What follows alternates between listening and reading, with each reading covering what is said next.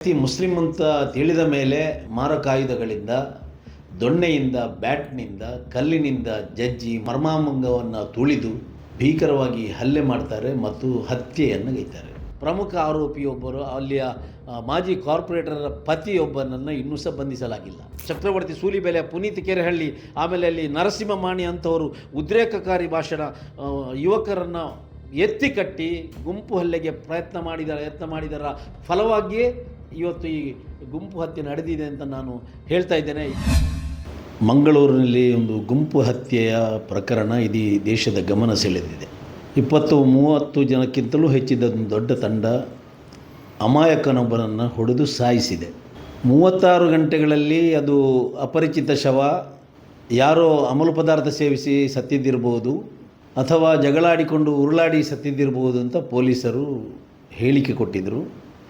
ಯಾವುದೇ ವದಂತಿಗಳನ್ನು ನಂಬಬೇಡಿ ಅಂತ ಕಮಿಷನರ್ನ ಹೇಳಿಕೆಗಳಲ್ಲಿ ಇತ್ತು.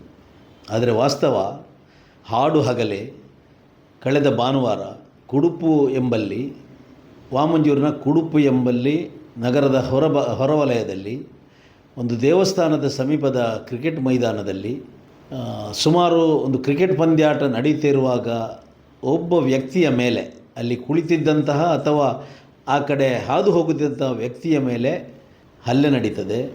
ಆ ವ್ಯಕ್ತಿ ಮುಸ್ಲಿಂ ಅಂತ ತಿಳಿದ ಮೇಲೆ ಮಾರಕಾಯುಧಗಳಿಂದ, ದೊಣ್ಣೆಯಿಂದ, ಬ್ಯಾಟ್ನಿಂದ, ಕಲ್ಲಿನಿಂದ ಜಜ್ಜಿ ಮರ್ಮಾಂಗವನ್ನು ತುಳಿದು ಭೀಕರವಾಗಿ ಹಲ್ಲೆ ಮಾಡ್ತಾರೆ ಮತ್ತು ಹತ್ಯೆಯನ್ನು ಗೈತಾರೆ. 5 ಗಂಟೆಗೆ ಪೊಲೀಸರಿಗೆ ಗೊತ್ತಾಗಿ ಪೊಲೀಸರು ಅಲ್ಲಿಂದ ಶವವನ್ನು ವೆಲ್ಲಾಕ್ ಶವಾಗಾರಕ್ಕೆ ಸಾಗಿಸ್ತಾರೆ. ಇದು ನಡೆದಂಥ ಘಟನೆ. ಆದರೆ ಈ ಘಟನೆಯಲ್ಲಿ 100ಕ್ಕೆ 100 ಪೊಲೀಸ್ ವೈಫಲ್ಯ ಪ್ರಾಥಮಿಕ ಹಂತದಲ್ಲಿ ಎದ್ದು ಕಾಣ್ತಾ ಇತ್ತು. ಹಾಡು ಹಗಲೇ 200-300 ಜನರ ಎದುರಲ್ಲೇ ಒಬ್ಬ ವ್ಯಕ್ತಿಯನ್ನು ಬರ್ಬರವಾಗಿ ಕೊಲೆ ಮಾಡಿದ್ದು ಅನೇಕ ಜನ ವೀಕ್ಷಿಸಿದ್ದಾರೆ, ಮೊಬೈಲ್ನಲ್ಲಿ ಶೂಟಿಂಗ್ ಮಾಡಿದ್ದಾರೆ. ಆದರೆ ಪೊಲೀಸರಿಗೆ ಇದು ಯಾವುದು ಗೊತ್ತಿಲ್ಲ ಅಂತ ಹೇಳ್ತಾ ಇದ್ದಾರೆ. ಯಾವಾಗ ಸಾಮಾಜಿಕ ಜಾಲತಾಣಗಳಲ್ಲಿ ಜನಪರ ಸಂಘಟನೆಗಳು ಧ್ವನಿ ಎತ್ತಿದ ಮೇಲೆ ಇದು ಸ್ವಲ್ಪ ತೀವ್ರತೆ ಬರ್ತದೆ. ಆಮೇಲೆ ಒಂದು 6 ಜನರನ್ನು ಬಂಧಿಸ್ತಾರೆ. ಮರುದಿನ ಒಂದು 15 ಜನ, ಒಟ್ಟು 20 ಜನರನ್ನು ಈಗ ಬಂಧಿಸಿದ್ದಾರೆ. ಕೇವಲ ಮುಸ್ಲಿಂ ಎಂಬ ಕಾರಣಕ್ಕಾಗಿ ಒಬ್ಬ ಮಾನಸಿಕ ಅಸ್ವಸ್ಥ ಅಂತ ಹೇಳ್ತಾರೆ ಆ ವ್ಯಕ್ತಿಯನ್ನು. ಮೊಹಮ್ಮದ್ ಅಶ್ರಫ್ ಅಂತ ಗುರುತಿಸಲ್ಪಡ್ತಾನೆ.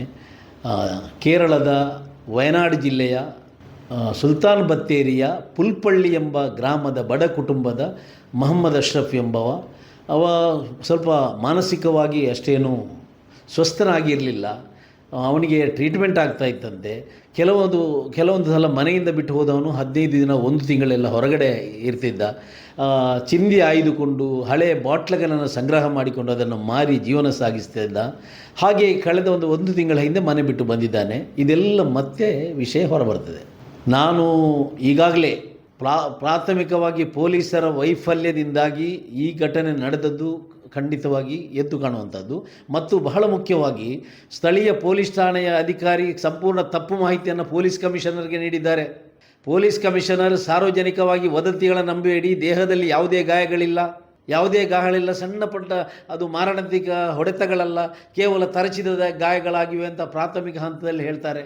ನಾವು ಶವವನ್ನು ಪರೀಕ್ಷೆ ಮಾಡಲಿಕ್ಕೆ ಒತ್ತಾಯ ಮಾಡ್ತೇವೆ. 10 ಜನ ಹೋಗಿ ಶವವನ್ನು ನೋಡಿದಾಗ ಶವದ ತಲೆಯಿಂದ ಕಾಲಿನವರೆಗೂ ಬುಡದವರೆಗೂ ಸಹ ಗಾಯದ ಗುರುತುಗಳಿವೆ.